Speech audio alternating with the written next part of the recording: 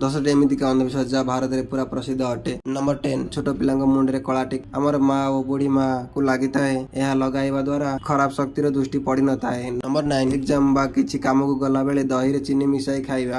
ଲୋକଙ୍କୁ ଲାଗିଥାଏ ଏଥିରେ ଗୁଡ୍ ଲକ୍ ମିଳିଥାଏ।